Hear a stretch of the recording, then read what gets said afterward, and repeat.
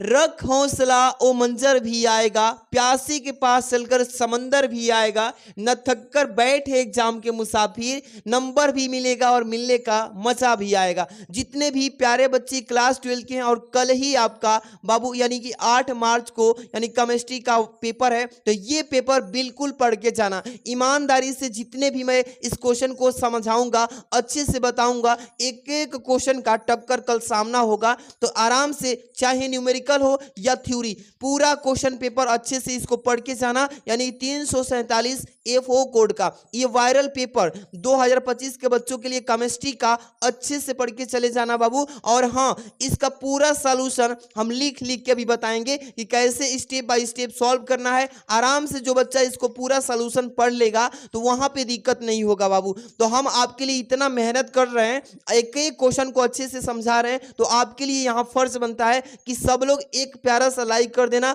और चैनल पे पहली बार हो तो सब्सक्राइब बेल आइकन प्रेस रखो, क्योंकि इसके बाद यानी केमिस्ट्री के जस्ट बाद इंग्लिश की बेहतर तैयारी मैं कराऊंगा। चिंता ना करो सब लोग, तो जुड़ जाओ सब लोग सब्सक्राइब करके, और इस क्वेश्चन पेपर को आराम से इत्मीनान से आंख बंद करके और यहां से कान बंद करके, मतलब दूसरे की आवाज से मतलब नहीं, आराम से सुनना है, ठीक है। अब यहां से देखो, यानी कि देखिए पेपर का फॉर्मेट सेम यही रहेगा। एक बार मैं बताऊंगा, पूरा फॉर्मेट आराम से समझ के चलना है। यहां से क्या है बाबू कि 3 घंटे 15 मिनट का कल आएगा पेपर, सामने आएगा, और 70 नंबर लिख के लाना है आपको। 30 नंबर का टेंशन तो बिल्कुल छोड़ देना, यानी कि 30 नंबर प्रैक्टिकल से मिल जाएगा कॉलेज या स्कूल से आपके। अब 70 नंबर की तैयारी हम कराएंगे, तो चिंता मत करिए, सब लोग पास हो जाओगे बाबू। चिंता तो बिल्कुल मत करो, सब लोग निश्चिंत होकर पढ़ाई करो, आराम से तैयारी करो, ठीक है। यहाँ पे निर्देश दिया। अब बहुत बच्चे गलती करते हैं, निर्देश बिना पढ़े हुए सोल्यूशन स्टार्ट करते हैं। ऐसी गलती आप नहीं करेंगे। क्यों? क्योंकि अभी पता चलेगा।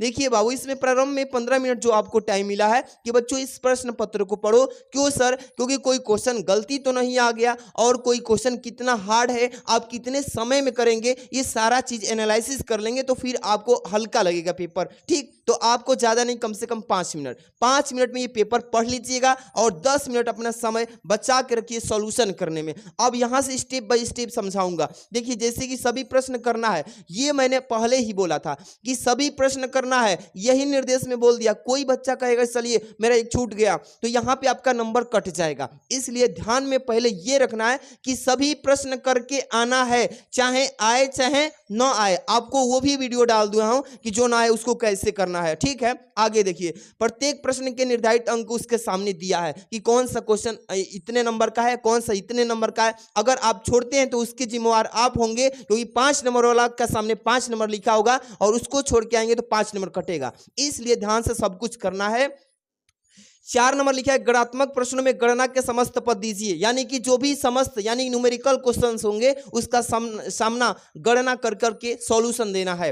आगे लिखा है, प्रश्नों के प्रासंगिक उत्तर दीजिए, प्रश्न के हिसाब से उत्तर देना है। आगे जहां आवश्यक हो वहां रासायनिक समीकरण यानी समीकरण वाले क्वेश्चन में समीकरण भी देना है। ऐसे कर लोगे, फिर यहां से आपका क्वेश्चन पेपर स्टार्ट होता है। तो ध्यान से सुनिएगा, एक एक क्वेश्चन आंसर आप भी देने की कोशिश करना मन में। चलिए, पहला क्वेश्चन इस प्रश्न पत्र की खंड में, यानी कि देखिए, यानी हर एक प्रश्न के 4 विकल्प। और कितने विकल्पी कहेंगे बाबू? 6 विकल्पी। डरिए मत, आराम से करके आना। जो बच्चों को दिक्कत होगा, कोई ना कोई बच्चा आपके क्लासरूम में या कोई एग्जामिनर बता भी देगा, लेकिन आप 6 नंबर यहां से पा जाओगे 70 में से, तो आपके पास 64 नंबर की लिखित देना है। चलिए, अब यहां से क्वेश्चन फर्स्ट। प्यारे बच्चों ध्यान समझिएगा, कुछ ऐसे क्वेश्चंस हैं जो आपको रट जाना है, रट जाना है बिल्कुल। जैसे 1 मोलल जलीय विलयन में विलेय का मोल प्रभाव क्या होगा? आपको ऐसे क्वेश्चन को रट जाना है, रट जाना है बिल्कुल कि 1 मोलल जलीय विलयन में विलेय के मोल प्रभाव क्या होगा। याद रखिए कितना होता है, 0.01। अब ऑप्शन देखिए 0.018। आप ऑप्शन देखिए कहां पे लिखा है, इसमें भी नहीं है, इसमें भी नहीं है। अब आगे चलते हैं, आपको रट जाना है ऐसे क्वेश्चंस को। आप तो इसका डिटेल हम पढ़ाए हैं तो उसमें डिटेल दे दिए हैं, लेकिन ऐसे क्वेश्चन को रट जाना है। देखिए, यानी चौथा विकल्प में दिया है, चौथा विकल्प सही है बिल्कुल। सभी बच्चे धैर्य से एकदम आराम से इस क्वेश्चन पेपर को लगा के जाएंगे कल आराम से, ठीक है। अगला है, क्षारक को RNA आरएनए में यानी नहीं है, यानी कह रहा है कि क्षारक जो आरएनए में नहीं होता, किस चीज में भाई, एडेनिन में, यहाँ पे ग्वानिन में, यहाँ पे थाइमिन में लिखा है, इसमें यूरिसिल, यानी आरएनए जो है इसमें कौन सा में नहीं है बाबू, तो थायमीन। क्या होगा प्यारे बच्चों, जो भी बच्चे को आंसर याद है थायमीन, सर बिल्कुल सही जा रहे हैं, ऐसे तैयारी करके जाना, ठीक है। अगला क्वेश्चन, तनुता बढ़ाने पर विशिष्ट चालकता, यानी कि अगर हम तनुता बढ़ाएंगे तो उसकी विशिष्ट जो चालकता होगी बढ़ेगी या घटेगी या स्थिर रहेगी, इनमें से कोई नहीं। तो क्या होने वाला प्यारे बच्चों, अगर हम तनुता बढ़ाएंगे तो विशिष्ट चालकता भी क्या होगी, वहां पे तुरंत ही घट जाएगी। क्या होगी प्यारे बच्चों, तुरंत घट जाती है, याद रखिएगा, विशिष्टता बढ़ाए तो यानी तुरंत विशिष्ट चालकता क्या हो जाएगी, यानी घट जाएगी तनुता बढ़ाने पर। आगे क्वेश्चन, यहां से अगला क्वेश्चन है प्यारे बच्चों घ कि अणु संख्या यानी अणु संख्या गुणधर्म, कोई भी बच्चा ईमानदारी से लाइक नहीं है तो प्यारा सा लाइक कर देना और इस वीडियो को शेयर कर देना, मैं दोस्त को भी बुला लेना, ठीक है। चलिए, अणु संख्या गुणधर्म यानी किसके द्वारा होता है प्यारे बच्चों, किसके द्वारा, छाप दीजिए इसका आंसर। यानी कि जो भी बच्चे बोलेंगे सर प्राशर दाब के द्वारा, बिल्कुल सही जा रहे हो, बिल्कुल आराम से सारे क्वेश्चन को रिविजन कर लेना है आज की इस वीडियो से।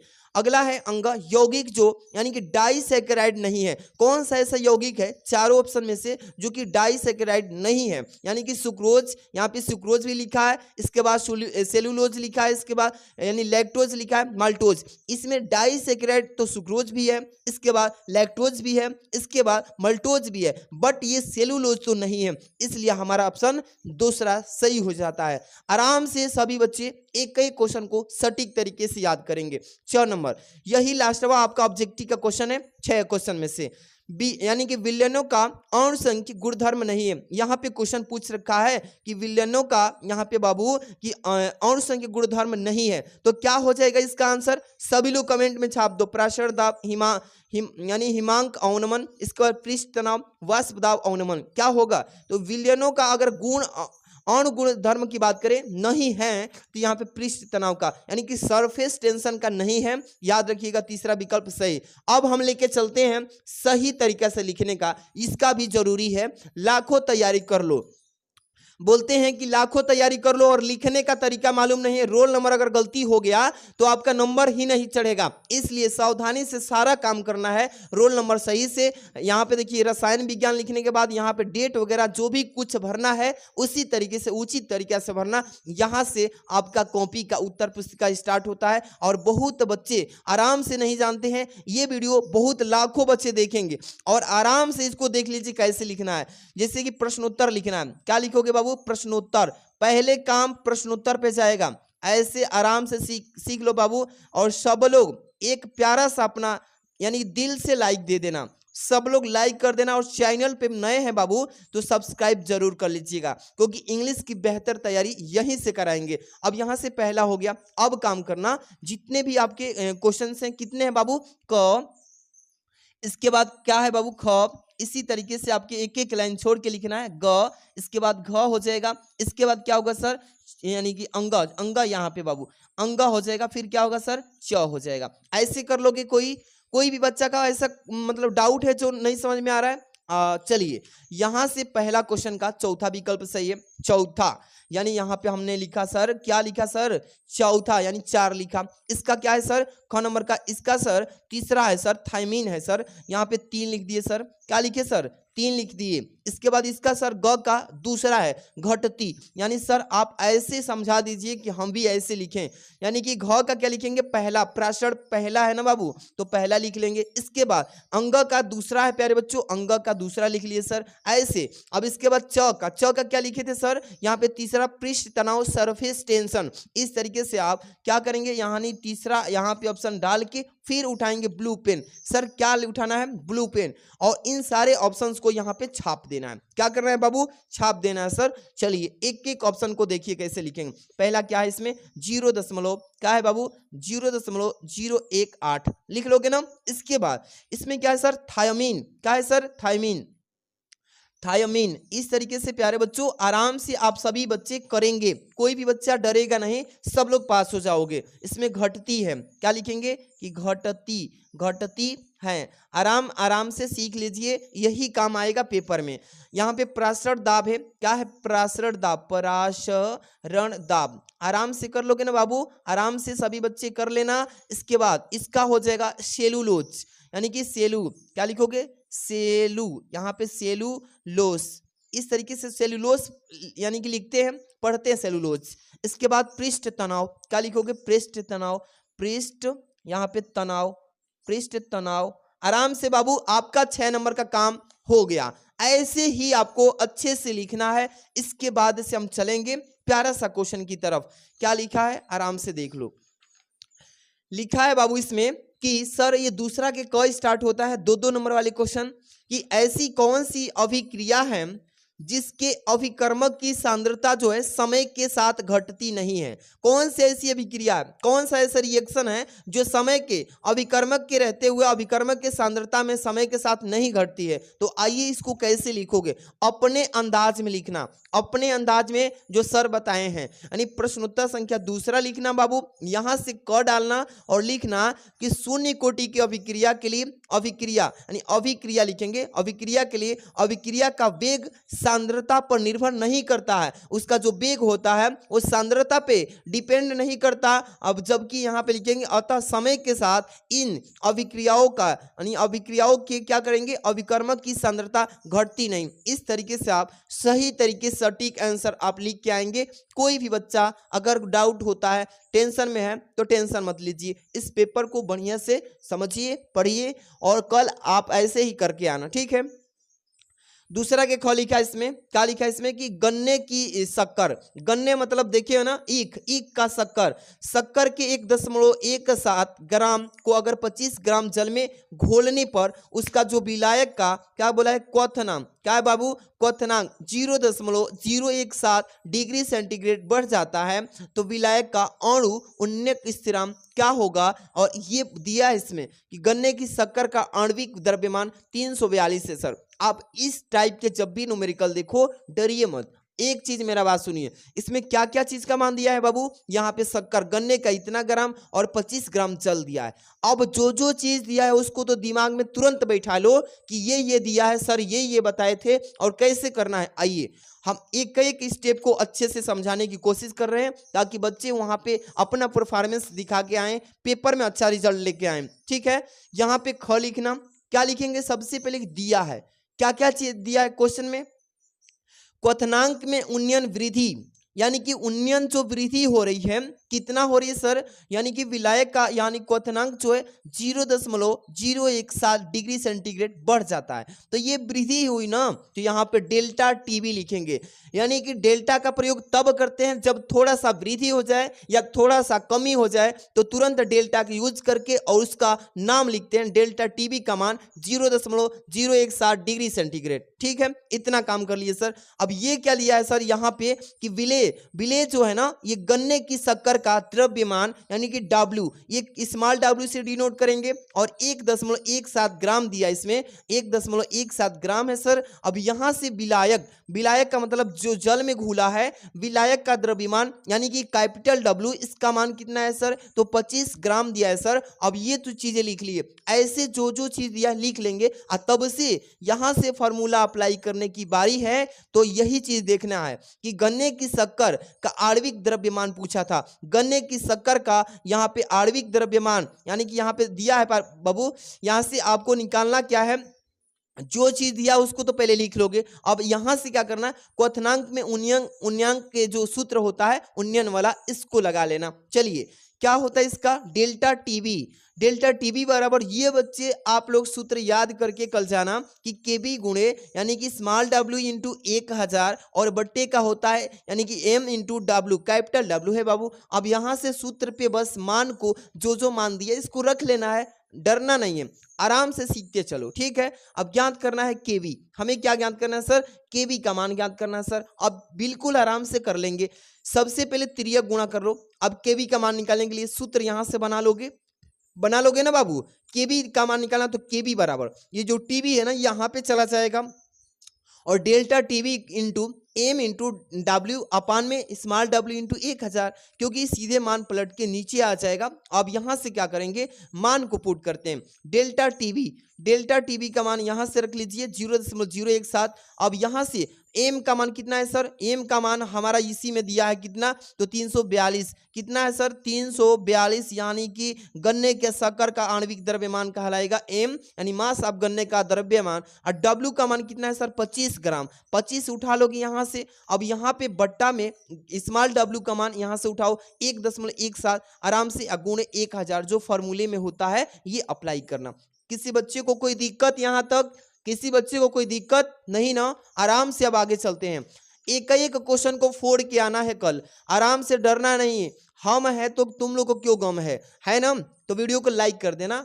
यहाँ से देखिए 145.4 बटे में 1170, ये कहाँ से आ गया सर, हमने सॉल्व किया है बाबू। इसको जब सॉल्व करोगे यानी कि 0.017 में गुणे करोगे 342 गुणे 25, तो इसका कैलकुलेशन, और बट्टे में 1000 गुणे 1.17, जब इसको कैलकुलेशन करके भाग दोगे ना तो कितना आएगा प्यारे बच्चों, आप भी देख लेना।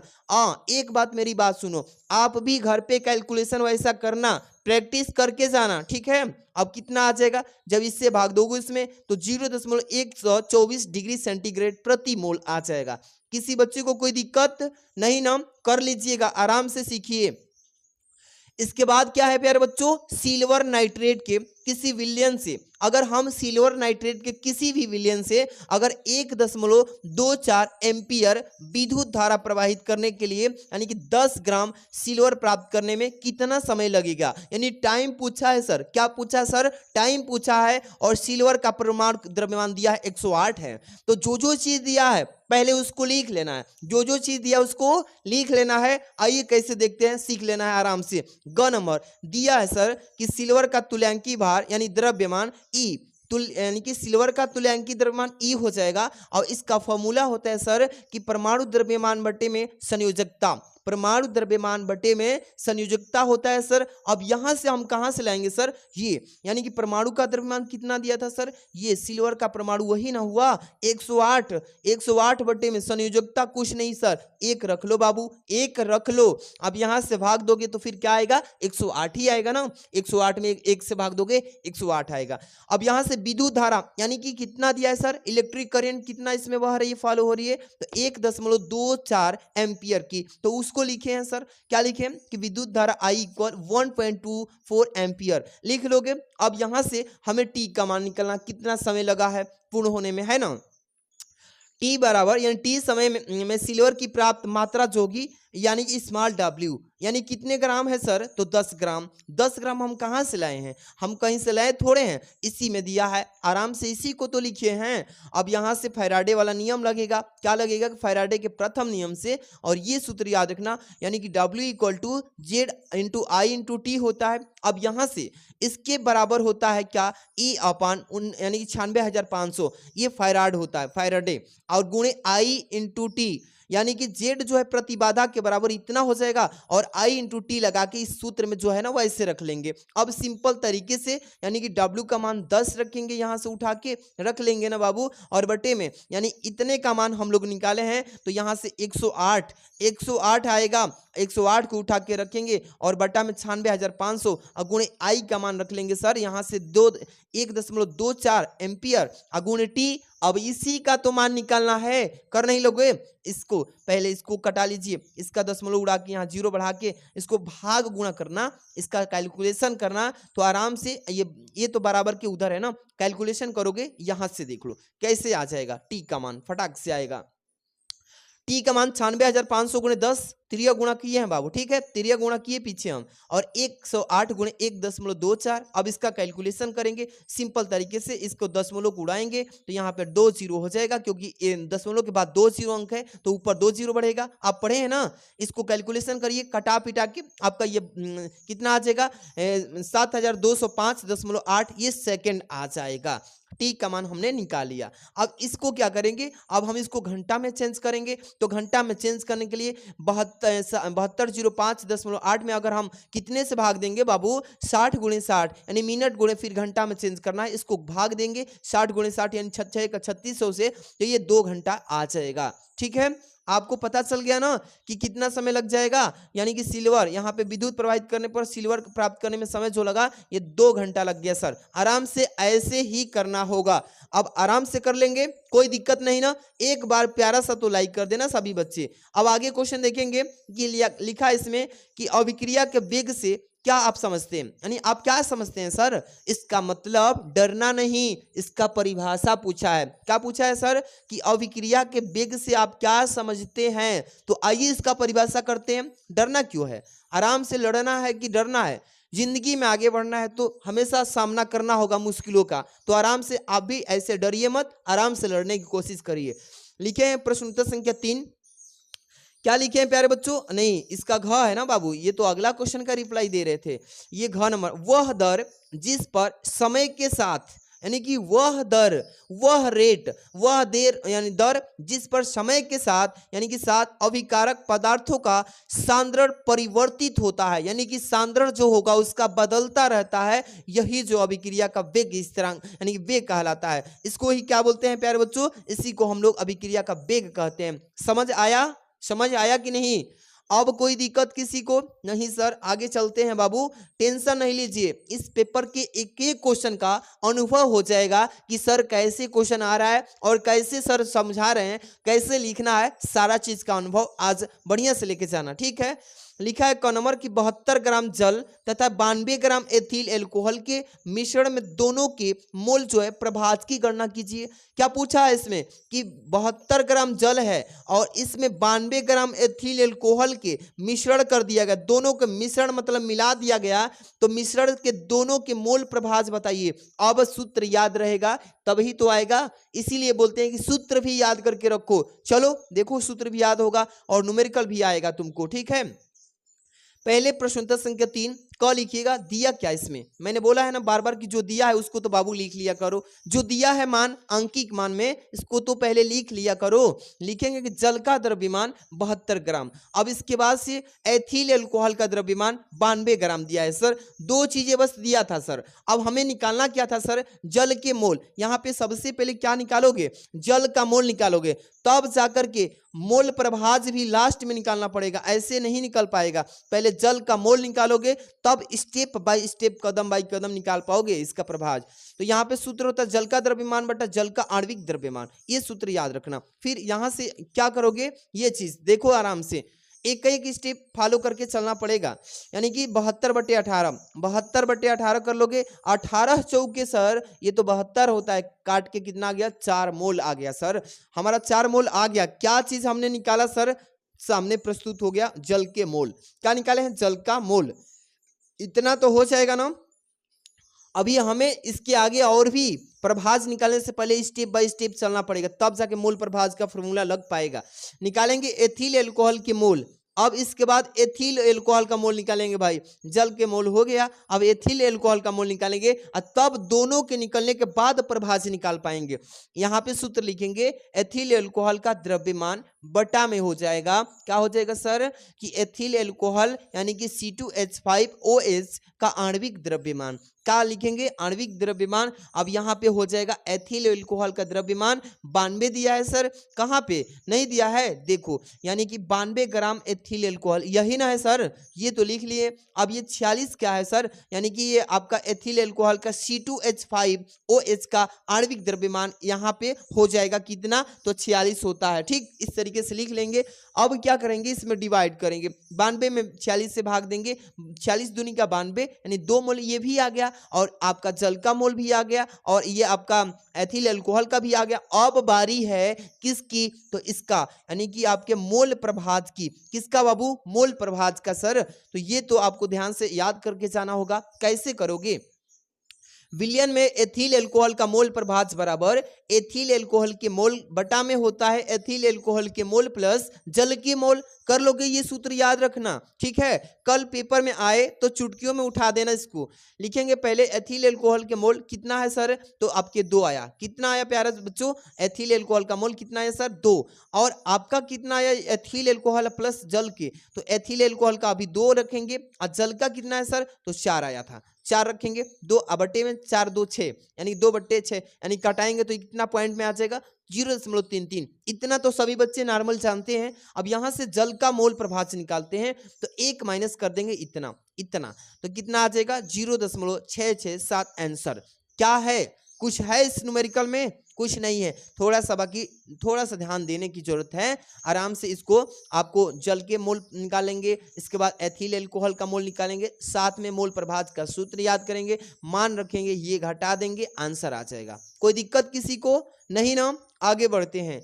सभी प्यारे बच्चे एक बार प्यारा सा लाइक कर देना बाबू, सब लोग लाइक कर देना, और चैनल पे पहली बार हो तो सब्सक्राइब कर लेना। अब इसके बाद से बारी है इंग्लिश की तैयारी कराना, और बहुत ही बेहतर तैयारी करेंगे इंग्लिश का।